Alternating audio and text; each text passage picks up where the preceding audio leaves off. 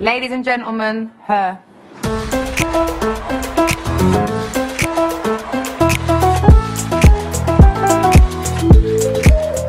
Hello, j'espère que vous allez bien. On se retrouve aujourd'hui pour une nouvelle vidéo / épisode de podcast. Car oui, si vous me regardez actuellement sur YouTube, sachez que cet épisode est disponible sur ma chaîne de podcast Take the Power, sur toutes les plateformes. Et si vous m'écoutez actuellement en podcast, sachez que cet épisode est filmé et est disponible sur ma chaîne YouTube Lisa Power. Voilà, vous choisissez la plateforme que vous voulez comme d'habitude. Et on commence tout de suite ce nouvel épisode. De quoi allons-nous parler aujourd'hui ? On va parler d'un livre qui m'a marqué ces derniers jours, que j'ai fini de lire en fait hier, et je m'empresse de faire cet épisode aujourd'hui parce que je pense que ça peut vraiment vous parler et vous intéresser. J'ai lu le livre Créativité, un art de vivre de Rick Rubin, et franchement, je crois que c'est le livre à lire si vous estimez que vous êtes une personne créative et que vous avez besoin, que vous avez envie d'éclairer tous ces sujets-là. C'est un livre de 430 pages qui aborde plein d'angles du domaine de la créativité. Donc ça peut être la façon de faire les choses, en fait je vais pas rentrer dans ce détail-là parce que justement je vais vous détailler certaines choses après, mais c'est un livre qui, forcément, si tu t'estimes créatif, ça va te parler. Alors l'auteur précise bien au début du livre que il aborde énormément de sujets et que des fois tu vas t'y retrouver, des fois non. Voilà, il faut pas culpabiliser par rapport à ça et de se dire ça pas du tout, ça veut dire quoi, que je suis un mauvais créatif ou que ceci ou que cela, pas du tout. C'est juste que y a des choses qui nous parlent plus ou moins, des sujets qui nous parlent plus ou moins, et il faut juste aller prendre ce qu'on a à prendre dans chaque chapitre. Et c'est ce que j'ai fait justement en lisant le livre. J'ai annoté toutes les pages où il y avait un sujet soit qui me parlait, soit où j'apprenais un truc, ou soit je prenais conscience d'un truc, ou où ça m'aidait justement à peut-être mieux réfléchir. Et j'ai tout noté dans mon petit carnet et en fait j'avais envie de vous les partager aujourd'hui parce que je pense que ça peut être intéressant et ça va peut-être vous donner envie de lire le livre parce que croyez pas que là je vais vous faire le résumé du livre, il y a plein de chapitres qui m'ont pas forcément parlé mais qui peut-être vont vous parler à vous, donc n'hésitez pas évidemment à lire le livre vous-même et surtout que là j'ai pris quelques petites phrases qui m'ont marqué et qui je pense pourront peut-être vous éclairer, mais l'intérêt évidemment c'est de lire tout le chapitre, toutes les lignes, toutes les phrases et d'en tirer ce que vous souhaitez en fonction de ce que vous vivez, de ce que vous créez. Enfin voilà, c'est vraiment en fonction de chacun, mais j'avais vraiment envie de partager toutes ces petites choses avec vous. En tout cas, ce qui moi m'a marqué, et ça peut être un épisode assez sympa dans lequel moi aussi je vais pouvoir donner mon point de vue sur certains aspects et vous dire pourquoi ça m'a marqué et qu'on en discute après sur les réseaux, etc. Donc, j'ai pris mes petites notes et je vais faire le tour de tout ce que j'ai noté. Alors la première chose que j'ai notée, je vous le cite, le matériau de notre travail se trouve autour de nous. Il est entrelacé dans les conversations, la nature, les rencontres fortuites et les œuvres d'art existantes. Lorsque vous cherchez une solution à un problème créatif, soyez particulièrement attentif à ce qu'il se passe autour de vous. En lisant un livre, en regardant un film, quelque chose peut nous sauter aux yeux. Donc soit la réponse qu'on cherchait, soit l'écho d'une idée. Alors, je crois que la fin, c'est moi qui ai un peu reformulé, mais ça m'a marqué, mais pas dans le sens, ça m'a appris quelque chose, mais c'est un truc vraiment que j'essaye de partager à chaque fois avec vous, c'est le fait que faut pas rester bloqué sur un problème créatif. Imaginons, demain, t'es sur un montage vidéo, tu fais un truc et tu bloques un truc que tu essayes de faire mais qui marche pas, ou alors tu trouves pas l'idée de l'angle de ta vidéo, du montage, etc. Tu bloques. Imaginons, ou sur une publication Canva, ou sur une stratégie pour un lancement, peu importe. En fait, faut pas rester bloqué et te dire je reste devant ma feuille jusqu'à ce que ça se débloque. Non, des fois, faut sortir de ta zone de travail et aller voir ailleurs. Comme le livre le dit, dans la nature, en allant parler avec des potes, en regardant une série, peu importe. Et des fois, c'est en faisant tout ça que l'idée va éclore dans ta tête et que tu trouveras la solution à ton problème. Et des fois, on a tendance à se dire en fait non, la solution je vais la trouver en restant concentré et en regardant vraiment mon travail, en réfléchissant non-stop, et pas forcément. Des fois c'est juste, je sais pas, en allant te balader, tu vas entendre une conversation, tu vas juste laisser ton cerveau penser à d'autres choses et s'évader, et des fois la réponse elle va arriver comme ça d'un coup dans ton cerveau et tu sens que tu t'y attendes. Et parce qu'en fait des fois, par exemple, quand on marche, tout simplement, on réfléchit, mais on n'est pas focus sur le travail, mais on réfléchit, on pense à plein de choses. Et des fois, étant donné qu'on apporte plus de clarté à notre cerveau vu qu'on est plus focus sur un truc, eh bien, on lui laisse de l'espace pour que, à nouveau, la créativité et les idées reviennent, que les idées se remettent à leur place et produisent la solution. Voilà. Donc ça, c'est un point hyper important, et si vous l'avez toujours pas en tête, ayez-le en tête. Ne pensez pas que faire autre chose que du travail, c'est pas productif, parce que des fois, c'est ça qui va tout débloquer. C'est là que vous allez avoir les meilleures idées, c'est là que vous allez avoir les meilleures solutions à vos problématiques. Donc, sortez la tête de votre travail.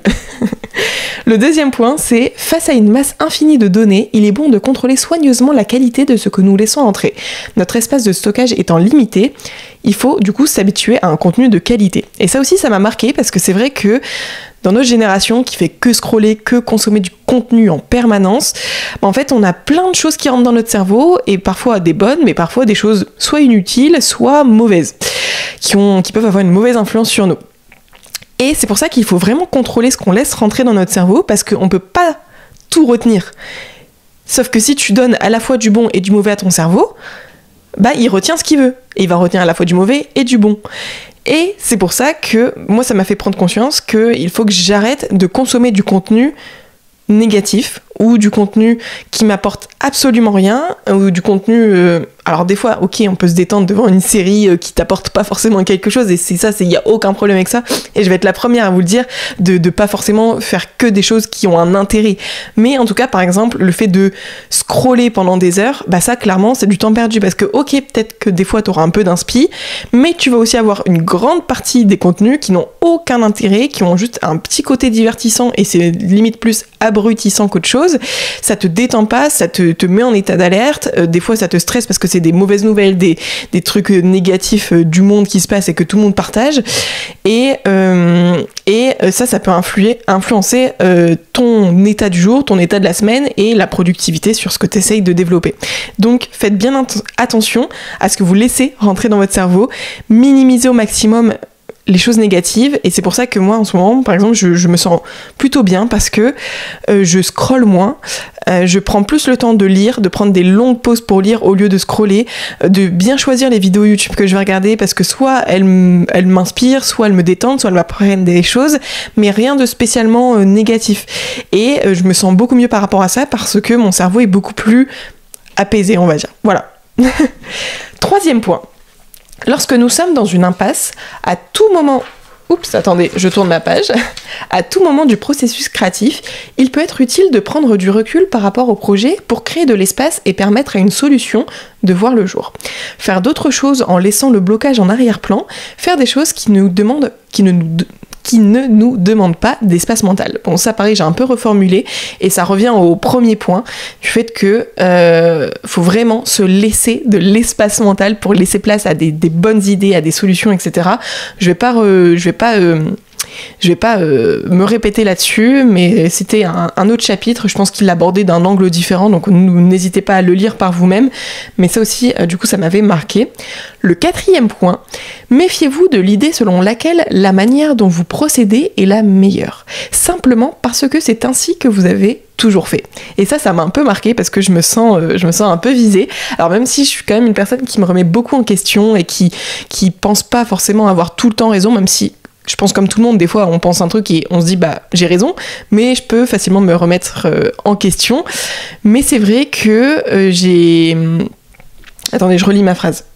Ouais, c'est vrai que j'ai souvent l'impression que la manière dont je fais les choses, c'est la base, entre guillemets, parce que c'est la manière dont je fais les choses et que j'ai l'habitude de le faire et que pour moi c'est naturel, alors que des fois, il y a juste d'autres manières de faire qu'on n'a pas expérimenté parce que c'est pas dans nos habitudes, que nous, on voit ça comme quelque chose d'extérieur, de nouveau et peut-être des fois d'un peu dérangeant, et qu'on le fait pas, et qu'on se dit non, ma manière de faire, bah, vu que ça fonctionne à peu près, enfin en tout cas je vais pas trop mal, donc je vais garder ma manière. Et ça, bah, du coup, cette phrase, ça m'a un peu marqué à me dire, en fait, il faut peut-être essayer d'explorer d'autres façons de faire, qu'on n'a pas l'habitude de faire parce qu'on n'a pas pris le temps d'essayer, ou qu'on a toujours eu l'habitude de faire autrement, d'explorer ces nouvelles façons et de voir si ça peut peut-être nous apporter des choses positives. Et des fois, c'est des tout petits trucs, hein. Par exemple, prendre des notes sur ces notes du téléphone.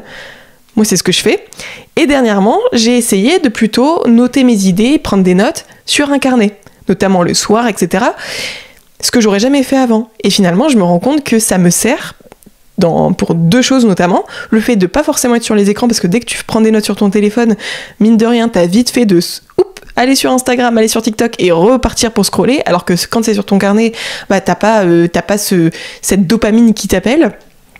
Et aussi, bah, ça me permet des fois, en écrivant, de laisser aller ma plume et de peut-être trouver des meilleures idées ou d'en trouver d'autres. Enfin, je sais pas, mais en tout cas, j'ai beaucoup aimé le fait de plutôt écrire sur papier que écrire sur mon téléphone.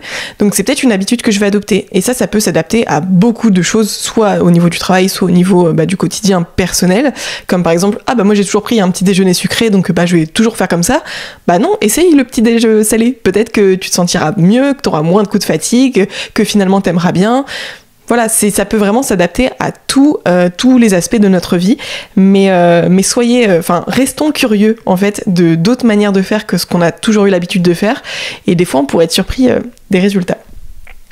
5e point, il faut écouter en étant totalement présent pour laisser l'autre s'exprimer à 100% sans être coupé. Sinon, on peut passer à côté d'infos importantes. Commencer à préparer sa réponse pendant que l'autre est encore en train de parler, ce n'est pas écouter.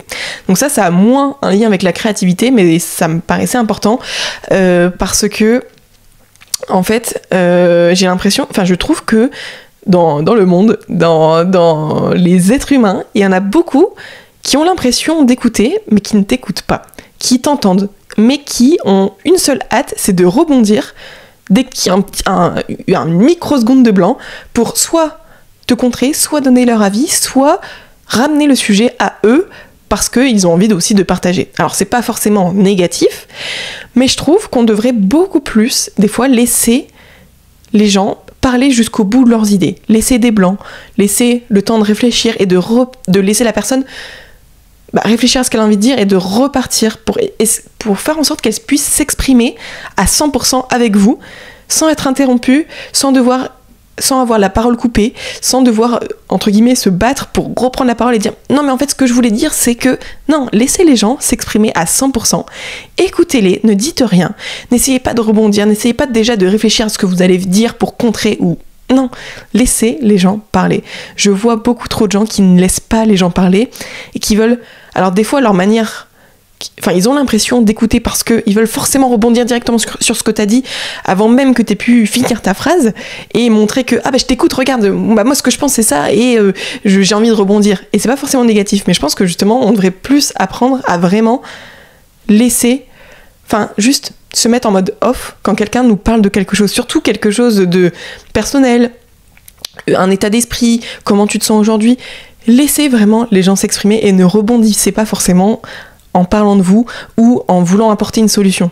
Non, ça c'est un comportement masculin d'ailleurs, de toujours vouloir absolument rebondir sur n'importe quel sujet pour apporter une solution parce qu'ils ont l'impression de se sentir plus utiles quand ils apportent une solution, alors que des fois on a juste besoin d'être écouté. Moi j'ai pas forcément des fois besoin qu'on m'apporte une solution, mais juste de pouvoir m'exprimer à quelqu'un qui m'écoute et qui peut après potentiellement me donner un avis ou pas, parce que des fois on n'a pas forcément besoin d'avis, mais juste d'avoir une oreille attentive, c'est tout. 6e point. La quête permanente d'efficacité nous pousse à ne pas trop approfondir. Il faut patienter sans anxiété pour ne pas l'effrayer. Pour ne pas effrayer la création et l'inspiration. Donc là, j'ai vraiment fait un micro-résumé du chapitre parce que je voulais pas tout écrire. Mais en fait, ça veut dire que des fois, on est tellement dans l'impatience de se dire « Ah faut que je sorte ma vidéo là demain, faut que je sorte mon projet pour septembre, faut que je fasse ceci, cela avant telle ou telle date », qu'on est vraiment dans l'impatience et que... Alors, des fois, l'impatience freine notre créativité parce que on est tellement à penser au délai et à tout ce qu'on doit faire et à bien respecter les deadlines que ça nous prend tellement d'espace mental qu'on n'arrive pas à être créatif librement en se disant là je crée, peu importe le temps que ça me prend, je crée, je me laisse aller et le jour où ça sera prêt, ça sortira. Non, des fois on est impatient, on se dit non, faut que ce soit pour demain, faut que ce soit pour après-demain et ça nous met une certaine pression qui peut freiner notre créativité et qui peut parfois du coup nous donner aussi de l'anxiété parce qu'on a l'impression de ne pas respecter les bonnes deadlines. Alors des fois il y a d'autres personnes qui sont en jeu dans les projets, donc on ne veut pas décevoir les gens, on veut répondre à leurs attentes, on veut pas les mettre en porte-à-faux. Mais du coup, tout ça, ça peut nous apporter de l'anxiété, et l'anxiété, ça fait peur à la créativité, parce que quand t'es stressé, c'est pas à ce moment-là que tu vas produire tes meilleures œuvres et tes meilleures créations. Donc, essayez de vous accorder beaucoup plus de patience et moins de stress. Je vois aussi beaucoup de gens, et je fais vraiment partie de ces gens-là aussi, qui s'imposent une deadline dans le style ça doit sortir le 1er septembre, et qui se disent comme ça me force à bosser sur cette période-là. Alors ça, c'est côté positif parce que ça empêche de procrastiner et de laisser traîner quelque chose pendant des semaines et des semaines, mais d'un autre côté, ça met quand même une certaine pression qui parfois n'est pas forcément bénéfique, parce que des fois on pourrait se dire en fait moi il m'aurait vraiment fallu 3 mois pour faire ce projet-là, et pas 1 mois et demi pour respecter telle deadline et ne pas procrastiner, ne pas prendre trop de temps.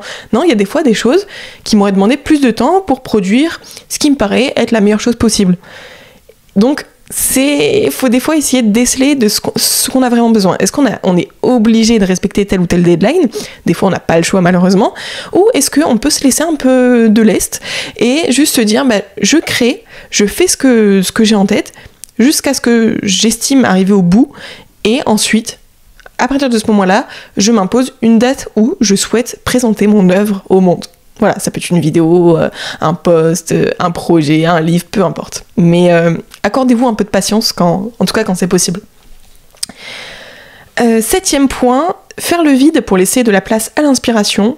Pareil, j'en ai déjà parlé, je pense que vous commencez à comprendre, mais n'oubliez pas de vous ennuyer pour laisser de la place aux idées. Voilà, tout simplement. 8e point. Si on a la chance d'être touché par l'inspiration, il faut surfer sur la vague. Profitez pleinement de cet accès qui nous est offert. Restez dans l'énergie de cet instant aussi longtemps qu'il dure, même s'il faut y rester jusqu'au petit matin. Ce sont des moments d'exception. Nos emplois du temps passent au second plan lorsqu'on vit ce genre d'événement. Et ça m'a vraiment marqué, parce que... Alors moi, je suis une personne qui bosse principalement le soir. J'aime beaucoup l'ambiance du soir, il n'y a plus de bruit, il n'y a plus de sollicitations, t'as l'impression que le temps est infini et tu peux te laisser aller dans toute ta créativité. Sauf que récemment, je me suis dit, oui, mais en travaillant le soir, ça fait que je me couche tard et que le lendemain matin, je suis pas en forme, je suis fatiguée, et du coup, le fait d'avoir travaillé toute une soirée, ça peut des fois, parce que j'étais inspirée, ça peut parfois, je peux avoir le contre-coup pendant plusieurs jours de m'être couchée trop tard, et du coup, j'ai l'impression que cette surproductivité un soir, elle est plus si intéressante, vu que les jours d'après, j'arrive plus à être productive parce que je suis trop fatiguée. Donc je m'étais un peu imposé ce truc de... en tout cas pour la rentrée, j'ai envie de m'imposer un créneau chaque jour où je me laisse porter par la créativité et où je travaille sur tout ce qui est aspect créatif de mes projets. Et ça me paraît plutôt quand même cohérent, parce que au moins ça me fait un rythme et ça me permet de garder un rythme de coucher et de lever assez régulier, sans travailler jusqu'au bout de la nuit et me donner des migraines. Sauf que quand j'ai lu ça, je me suis dit, mais en fait c'est vrai que quand t'es inspiré, tu peux pas dire à ton cerveau, non, finalement toutes les idées que t'es en train de m'envoyer, toute l'inspi que tu m'envoies, je la prends pas. Je la prends pas et je vais essayer de dormir. Impossible. Vous avez déjà, vous, essayé en tant que personne créative qui a des projets en tête, de dormir alors que vous avez des idées en tête. C'est impossible, parce que ton cerveau, c'est comme s'il toquait à ta porte là et qui disait, laisse-moi sortir, il faut que les idées elles sortent, faut que ça sorte, faut que tu le notes, faut que tu testes un truc, et du coup c'est impossible de dormir. Et du coup, en lisant ça, je me suis dit, en fait c'est vrai, si l'inspiration elle vient à moi, il faut que je la saisisse, parce qu'il y a des jours, des semaines, des mois où t'as pas d'inspi, où il y a rien qui vient. Et là, tu te dis, mais punaise, j'aurais dû profiter des moments où j'avais de l'inspi, parce que là, j'ai rien. Je suis peut-être pas apte là à avoir de l'inspiration, j'ai peut-être trop de charge mentale, etc. Mais du coup, j'arrive pas à avancer dans mes projets, je bloque, et j'angoisse sur tous ces sujets-là. Donc, j'ai décidé de essayer au maximum de respecter mes créneaux de travail, mon emploi du temps, en tout cas au moment de la rentrée, je vous en reparlerai. Mais si à un moment, un soir, je sens que mon cerveau est en ébullition d'idées, eh bien je le stoppe pas et j'embrasse ce moment. J'ouvre mes portes et je dis ok, let's go. S'il faut que je bosse 2, 3, 4, 5, 6 heures sur un truc, mais que ma créativité n'arrête pas de tourner, que mon cerveau est en ébullition, que j'ai plein d'idées, je prends ça. Parce que ça se trouve, ça reviendra jamais. Et toutes les idées que j'ai et que j'essaye d'estomper parce que j'ai envie de dormir pour respecter mon sommeil, ces idées-là, ça se trouve, elles reviendront jamais, et ça se trouve, c'était les idées qui auraient pu changer le cours de ma carrière. On sait pas, hein. Par exemple, le break to reset, c'est venu tout seul une soirée, et si je m'étais dit, bah non, c'est bon, je regarde ma série, puis je vais dormir, bah peut-être que le lendemain matin, vu que moi, la journée, je suis moins créative, bah ça se trouve, le lendemain matin, j'aurais jamais eu ces idées-là. Et pareil pour plein d'autres projets. Et je sais que la plupart des projets et idées que j'ai eues, bah je les ai eues le soir en bossant, en étant vraiment dans ma bulle.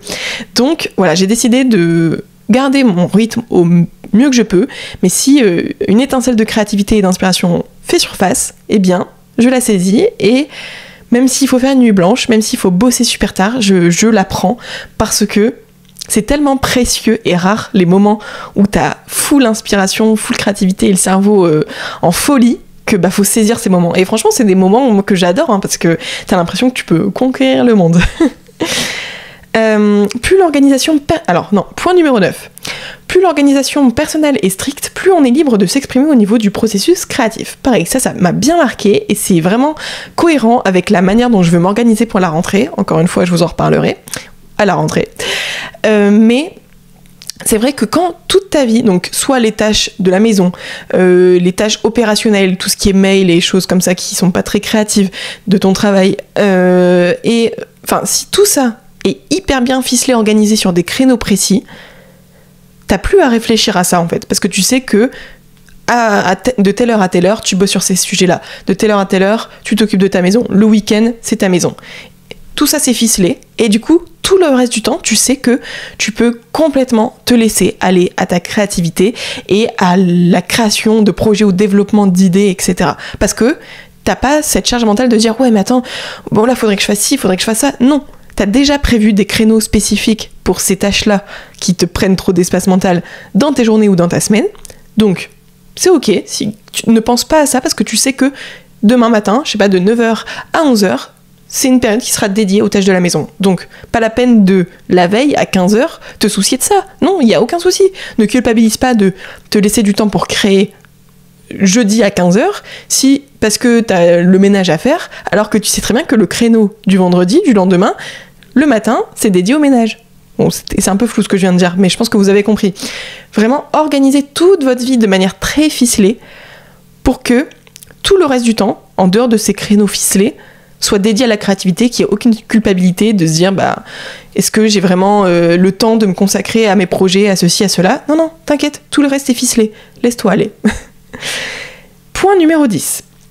Des fois, la réalisation d'une œuvre est la partie la moins glamour du processus créatif. Certains artistes externalisent la phase de réalisation. Et ça aussi, ça m'a fait prendre conscience d'un truc, c'est que tu n'es pas obligé de faire tout de A à Z pour que le projet soit le tien. Et ça, c'est le plus gros problème, je pense, de mon début de carrière, c'est de jamais avoir voulu déléguer des choses, notamment des choses créatives, parce que j'estimais que si c'est quelqu'un d'autre qui faisait le montage de mes vidéos, qui faisait mes carousels ou des choses comme ça, eh bien, j'avais pas le mérite du résultat de la vidéo, par exemple. Parce que c'est quelqu'un d'autre qui l'a fait. Donc, même si on me dit « Ah, elle est trop bien ta vidéo » ou « Ah, j'adore les vidéos de Lisa », en fait, moi, j'aurais eu le syndrome de l'imposteur, parce que je me serais dit « Ouais, mais c'est même pas moi qui ai fait le montage, quoi, donc j'ai pas vraiment le mérite de cette vidéo. » Alors que qui est sur la vidéo ? C'est moi. Qui a eu l'idée ? C'est moi. Voilà, donc faut que j'arrête, en tout cas là, je me parle à moi-même, faut que j'arrête de me dire que un projet doit être fait par moi et moi seul de A à Z pour, entre guillemets, en tirer le mérite. Je peux m'entourer de bonnes personnes qui vont m'aider à structurer, qui vont m'aider à réaliser, qui vont m'épauler, en fait, tout simplement. Mais quand même, à la fin, me dire, ok, ça c'est mon projet. Mais comme un réalisateur, finalement, un réalisateur de film, il a des centaines de personnes avec lui sur l'équipe.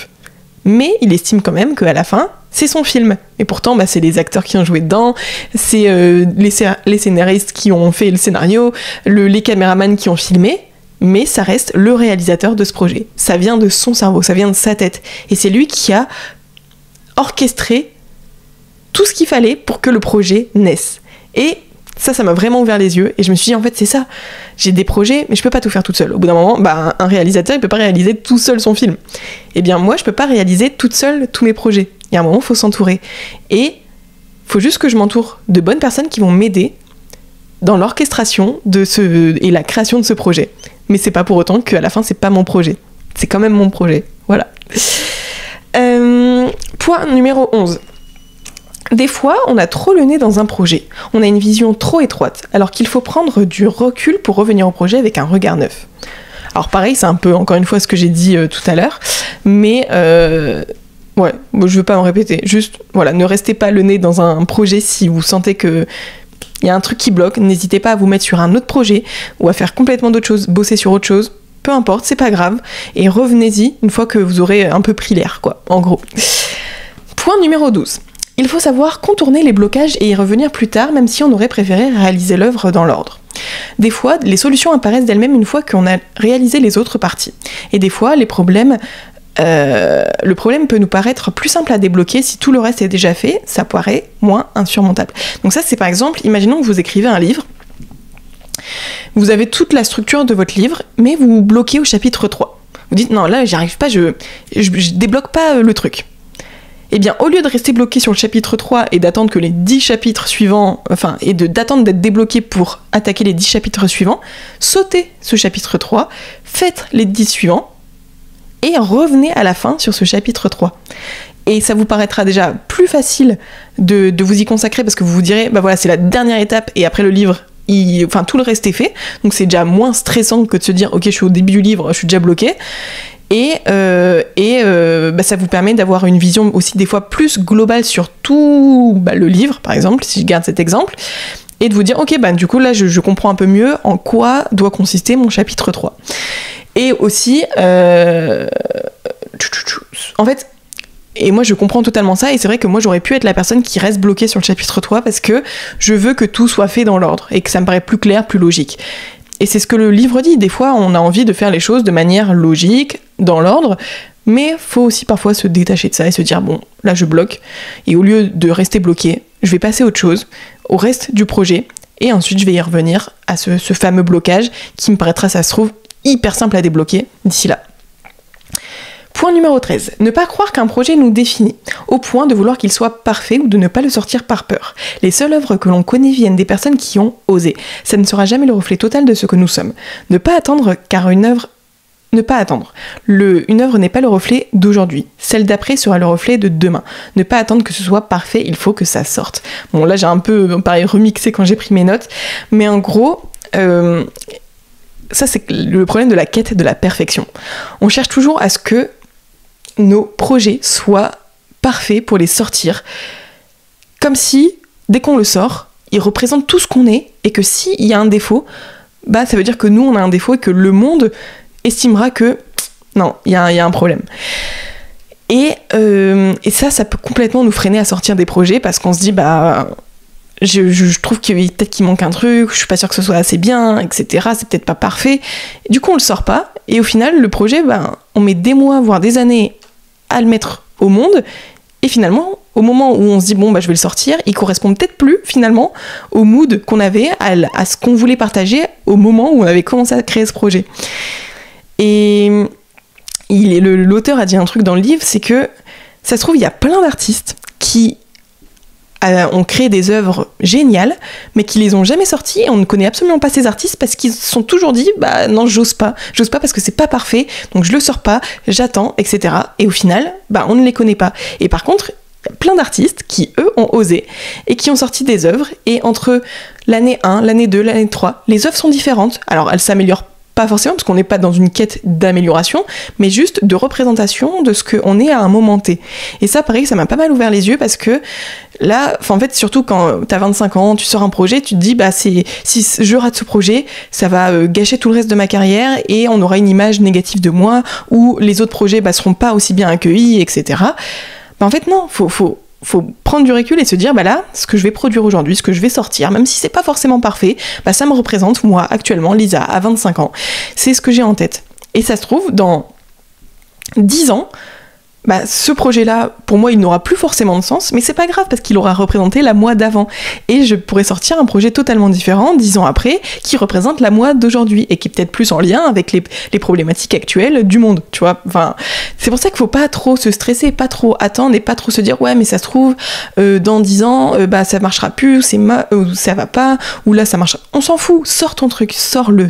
C'est pas grave si ça marche pas, c'est pas grave si c'est pas exactement pile poil comme tu le voulais, c'est pas grave si c'est pas parfait, faut juste sortir, parce que si tu sors pas les trucs, au final tu sortiras jamais rien, et ça va bloquer les projets qui suivent après, parce que si tu sors pas tel projet, ça va te freiner dans la création de tes projets d'après, parce que tu vas rester bloqué sur ce projet, que soit tu vas travailler éternellement, soit que tu ne sortiras jamais, mais du coup tu vas encore plus avoir du mal à sortir les projets d'après. En fait, il faut sortir les projets.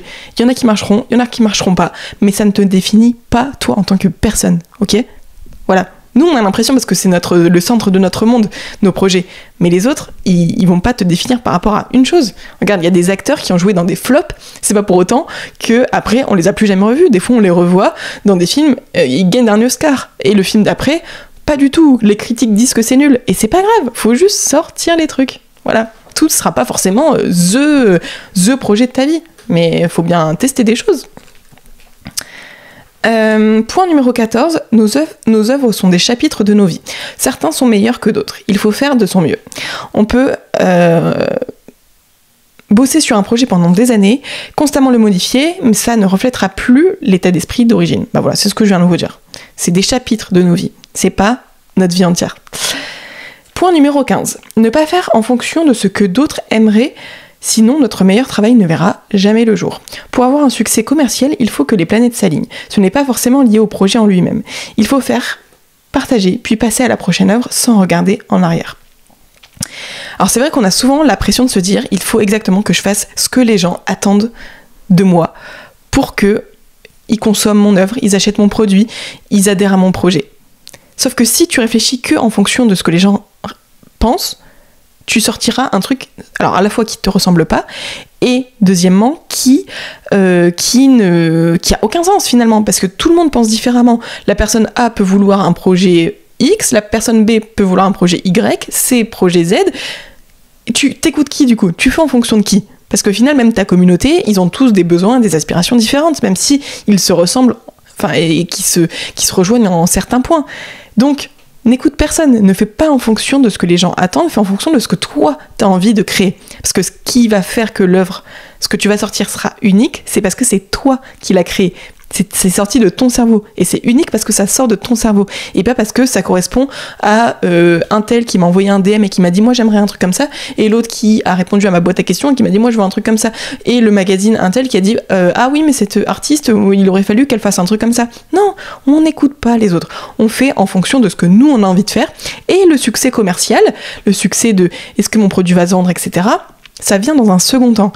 Et des fois, t'as beau produire le meilleur truc, enfin un super projet, si tu le sors le lundi, ça peut flop. Si tu le sors un mois après, ça peut magnifiquement bien réussir. Ça, tu peux pas le contrôler. Donc faut pas faire non plus en fonction que de comment ça peut se vendre, parce que il suffit que tu sortes ton projet un jour où on annonce le confinement, et ton projet il passe complètement à la trappe. Et du coup, t'as l'impression que ton projet est nul, alors que pas du tout. C'est juste un alignement des planètes. Les planètes n'étaient pas alignées. Et malheureusement, le succès commercial, qui est secondaire, n'a pas suivi.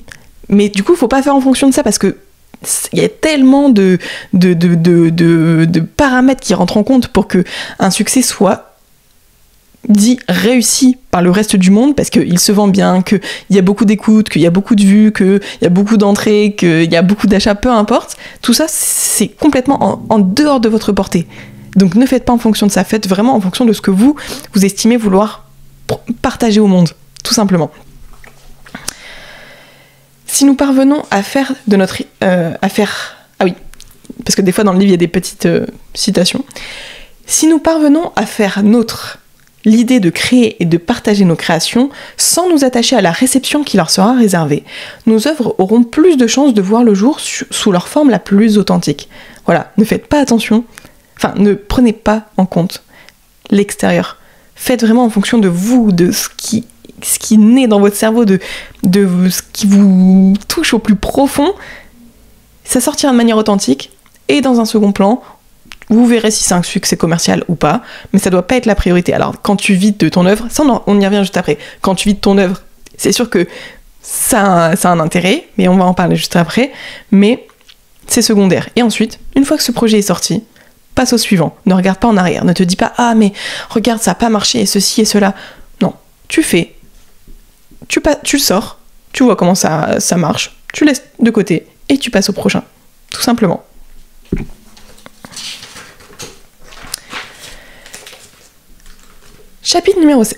Point numéro 16. Ça sert à rien de vouloir surpasser les autres. Pourquoi vouloir créer dans le but de déprécier une autre personne ? Il vaut mieux voir les autres œuvres comme des choses nous inspirant à nous surpasser.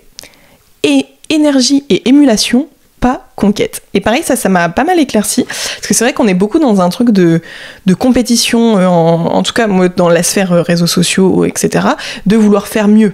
Alors, un tel a fait ça, bah moi je veux faire mieux, je veux plus d'abonnés, je veux faire ci, je veux faire ça, ah sa vidéo elle est bien, bah je veux faire encore mieux. Bah pas forcément, non, des fois, ça sert à rien de vouloir faire toujours mieux. Mieux, ça veut dire quoi ? C'est qui déjà dit que tel ou tel projet est mieux qu'un autre ? Personne ne dit ça. Enfin, personne n'a le droit de le dire. Donc ce qu'il faut faire plutôt, pour ne pas être dans cette énergie de vouloir toujours faire mieux que les autres, et que les autres du coup soient moins bien que nous, ce qui est une énergie quand même assez négative, il faut plus se dire, ok, telle œuvre, elle m'inspire tellement, et j'ai envie alors de faire soit quelque chose qui est à la hauteur, ou de me dire, ok, ça m'inspire, genre là ce que la personne vient de me donner grâce à son œuvre, ça m'inspire, ça me donne des idées, ça m'aide à me développer et du coup ça m'aide à sortir mon propre projet. Et dans le livre il y a des exemples, j'ai plus les noms, mais d'artistes qui ont écouté une chanson d'un autre artiste qui les a émerveillés et du coup ils ont été poussés ça les a inspirés à créer une œuvre qui n'aurait peut-être pas vu le jour s'ils n'avaient pas écouté cette musique. Mais leur état d'esprit c'était pas sa musique elle est bien, bah du coup j'ai envie de faire encore mieux. On s'en fout de faire mieux que les autres, c'est pas le mindset à adopter. C'est plus, sa musique elle est bien, ça m'inspire, ça me donne des idées, ok je vais essayer de faire ma propre musique. Tout simplement. Voilà, faut pas essayer de toujours surpasser les autres et être dans la compète. On a tous notre place, donc tranquille quoi. C'est beaucoup plus positif de réagir comme ça. Point numéro 17. Le but n'est pas que nos nouvelles œuvres surpassent les anciennes. Le but est de créer une croissance. Elles sont toutes à des instantanés de notre vie. Non, elles sont toutes des instantanées de notre vie à un moment T. Bon ça c'est ce que je vous ai dit aussi tout à l'heure. C'est pas toujours essayer de faire forcément mieux que ce qu'on a fait avant. Alors forcément, si tu t'améliores dans ton domaine, tu peux faire des œuvres plus en plus meilleures, mais finalement qui dit que c'est plus ou moins bien ? C'est juste parce que nous on a un œil neuf, donc on estime que ce qu'on vient de faire c'est mieux, mais à l'époque ce qu'on avait fait c'était aussi super bien. Enfin on le voyait, on se disait c'est génial. Donc faut pas non plus... faut pas rabaisser nos créations précédentes, faut juste essayer de se dire que chaque œuvre, ça représente ce que tu étais à un moment T. Point numéro 18. Lorsque les délais, contrats, médias, frais, éléments extérieurs viennent exercer une pression pour que notre œuvre sorte, cela peut nuire à notre concentration. S'exprimer vs gagner sa vie. Ne pas penser à ça et se concentrer sur son art. Donc c'est vrai que quand tu commences à vivre de ton art... Et attendez, faut que je le relie à un dernier point. Non, je le relierai après finalement. Donc c'est vrai que quand t'as une pression de délai, de contrat, de ceci, de cela, en fait ça te freine dans la création. Et c'est pour ça qu'il faut essayer au maximum de rester indépendant sur les timings de création de ce que vous essayez de faire, de vos projets, parce que des fois une pression malvenue peut faire que votre projet sortira pas sous sa meilleure forme, parce que vous n'avez pas eu le temps de travailler dessus, que les délais vous ont mis une pression, et que du coup vous êtes dépêché de sortir ce qu'il fallait parce que vous aviez signé un contrat, et au final, ça marche pas forcément. Alors des fois, c'est juste parce que, encore une fois, les planètes s'étaient pas alignées, et des fois c'est aussi parce que le projet n'était pas totalement... ne représentait pas totalement ce que vous aviez envie de faire, et ça peut du coup vous décourager pour le reste de vos projets, parce que vous direz ça va vous faire perdre confiance en vous. Donc essayez au plus de s'éloigner de la pression sociale en fait par rapport à la sortie de projet, et faites les choses dans votre coin et sortez-les une fois que vous sentez prêt, mais attendez pas non plus trop longtemps Point numéro 19. Peu importe le temps passé sur une œuvre, sa qualité n'en dépend pas. pareil, ça m'a trop ouvert les yeux. Parce que moi, j'ai tendance à me dire, si je mets 5 minutes à créer un truc, bah en fait, il a aucune valeur, parce que j'ai mis 5 minutes à le créer, donc n'importe qui aurait pu le faire. Sauf que ces 5 minutes de création, c'est pas juste 5 minutes, en fait, c'est tout plein de mois, de semaines, d'années en arrière, de travail, de développement de choses qui m'ont permis, au fur et à mesure de mes expériences de vie, etc., à arriver à pouvoir faire éclore cette idée.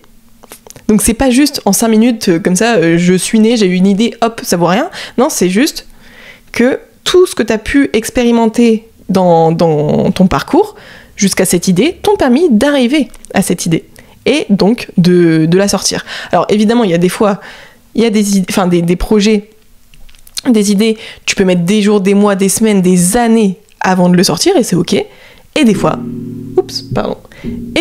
ça met 5 minutes. Ça met 5 minutes, tu sors ton truc, t'as ton idée, elle est en bonne forme, faut pas essayer de forcément vouloir la pimper d'autres choses pour te dire que t'as bossé plus dessus. Non, des fois, la bonne idée, elle apparaît d'un coup, et faut pas se dire qu'elle a moins de valeur qu'une idée sur laquelle t'as bossé pendant 1 an, 2 ans, peu importe. Non. Et ça, faut vraiment que je me le rende dans ma tête. Des fois, tu peux avoir des idées de génie qui apparaissent comme ça, et il faut pas se dire que elles ont pas de valeur. Ça, faut vraiment que je me le rentre. Justement, j'ai la fin de ça, c'est chaque œuvre recèle toute une vie d'expérience. C'est ça qui permet parfois à une idée d'émerger de façon spontanée. Il faut accepter l'œuvre, peu importe les heures de travail qu'elle nous a demandées. Il n'y a pas de modèle de il faut travailler minimum X heures pour que ton œuvre ait une valeur. Pas du tout. Point numéro 20. Ne pas chercher à ce que nos œuvres nous fassent gagner notre vie, car la réussite est plus difficile à atteindre lorsque notre subsistance en dépend. Des fois, on a une vision, on veut créer, mais on se dit qu'on ne pourra pas en vivre, donc on ne le fait pas. Donc c'est ok d'avoir un job alimentaire qui permet de garder toute liberté sur le côté artistique. Et ça, pareil, ça m'a trop aussi ouvert les yeux sur le fait que c'est vrai que c'est pour ça que moi je veux pas être influenceuse, je veux pas dépendre de mes réseaux sociaux pour vivre, parce que je sais que si j'ai la pression de me dire si je fais pas bien les choses, genre j'ai pas d'argent pour vivre, là ça va me foutre une angoisse qui va me stresser et qui va me mettre une pression pour poster, faire des choses qui sont pas forcément ce que je veux faire, mais vu que je dois faire des choses qui font en sorte que je gagne ma vie, je suis obligée de les faire. Par exemple, faire plein de contenus un peu putaclic qui apportent beaucoup de vues, etc., qui attirent les gens, ou créer des projets qui font vraiment, qui donnent des paillettes dans les yeux, alors que c'est pas forcément le cas, mais au moins ça me rapporte de l'argent. C'est vrai que quand ta vie en dépend, tu le fais. Alors que quand ta vie n'en dépend pas, tu fais vraiment ce qui te touche au plus profond de ton cœur, tu fais que ce qui te fait kiffer. Et peut-être que ça peut te rapporter de l'argent sur court ou long terme, mais c'est pas ça ton intérêt premier. Ton intérêt premier, c'est de partager ton œuvre avec le reste du monde. Voilà. Et possiblement en vivre plus tard. Mais faut pas que ça devienne ta rémunération principale. Et moi, je suis actuellement dans ce cas-là. J'ai gardé une petite mission freelance sur le côté qui me permet de me rémunérer et d'avoir un niveau de vie très bien, mais qui me prend très peu de temps.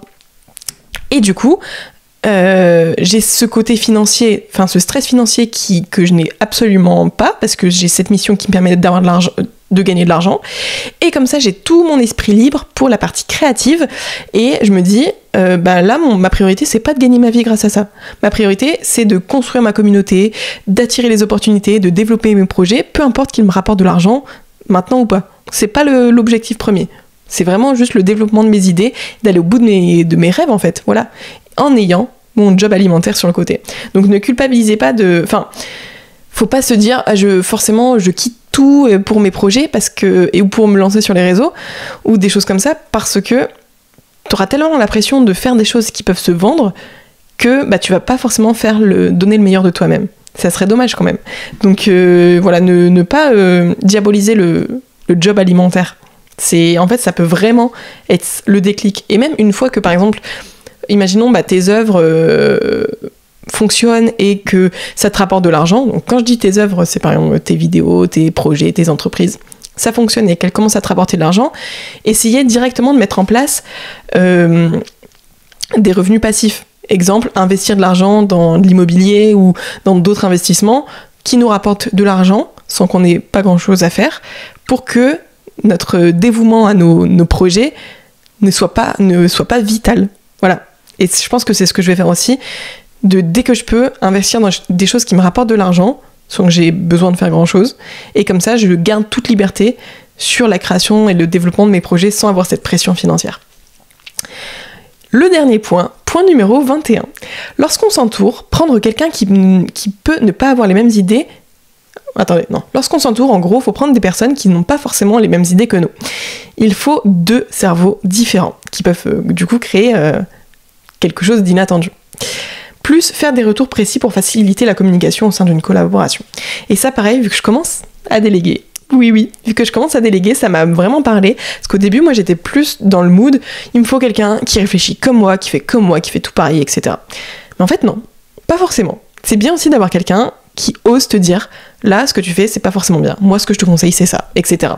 Parce que, déjà, au moins, c'est pas juste une idée. Enfin, parce que sinon, c'est quoi? Si tu t'entoures de personnes qui t'épaulent dans tes projets, mais qui te disent toujours « Ok, ton idée est bien, ok, je te suis », en fait, au final, il y a que ton idée il y a personne qui remet en cause tes idées, alors que ça se trouve, des fois, t'as des mauvaises idées, ou qu'il y a d'autres manières de faire qui auraient pu être plus intéressantes. Donc, en fait, moi, ça m'a ouvert les yeux sur le fait de prendre des gens qui peuvent avoir un avis différent de nous, et aussi de laisser plus de liberté aux personnes qui travaillent avec moi et pas forcément imposer mes idées pour que ce soit exactement comme moi je l'aurais fait. Par exemple, avec ma monteuse vidéo, au premier abord, j'ai envoyé toute ma charte graphique, exactement comment moi je veux que telle chose soit, etc. Et au final, après je me suis dit, en fait, j'aimerais voir aussi ce que quelqu'un peut me proposer. Quelqu'un qui a un œil extérieur, dont c'est le métier, et qui peut peut-être avoir d'autres idées que moi j'ai pas eues. Parce qu'en fait, imposer mes idées, c'est fermer la porte à d'autres potentielles meilleures idées. Et je me dis, si je travaille avec quelqu'un, c'est aussi pour que cette personne m'apporte quelque chose et pas juste qu'elle réalise exactement ce que je lui ai dit. En tout cas, notamment dans des délégations d'activités créatives.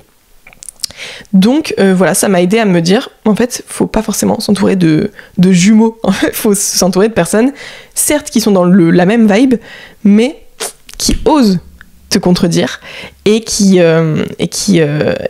arrivent à apporter leur touche. Des fois, on peut aussi être en débat et se dire non, oui, non, ce projet, cette idée, etc. Mais c'est ça qui fait émerger les meilleures idées.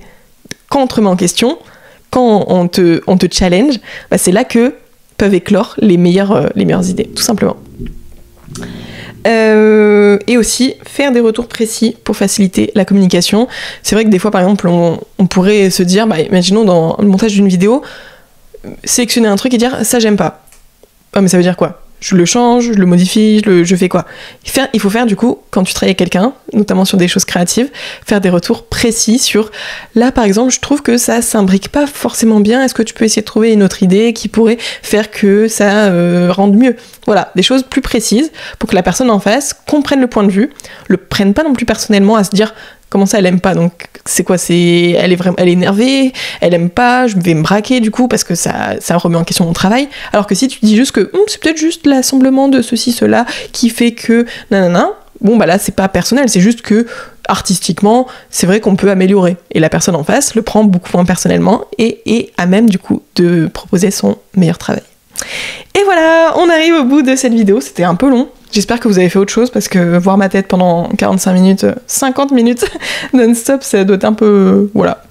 Mais bon, si c'est en podcast, j'espère que je vous ai bien accompagné pendant votre balade ou votre... peu importe, on s'en fout.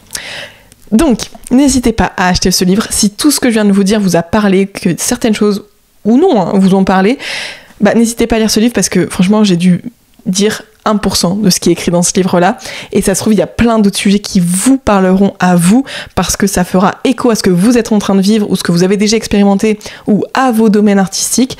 Donc vraiment lisez ce livre. Je pense que ça doit être un des meilleurs livres sur le domaine de la créativité, et en tout cas le meilleur que personnellement j'ai lu. Bon, après je lis pas beaucoup, mais quand même je pense qu'il est vraiment très bien, donc je vous conseille de le lire. Et n'hésitez pas à me faire vos retours. Est-ce qu'il y a des sujets que j'ai abordés qui vous parlent? Est-ce que ça vous a aussi ouvert les yeux? Et si vous finissez du coup par le lire, donnez-moi votre avis sur Insta, peu importe, mais je veux trop vos retours parce que moi ça m'a vraiment, je pense que ça va marquer un tournant. J'abuse un peu, mais franchement, Ça m'a vraiment ouvert les yeux sur beaucoup de choses.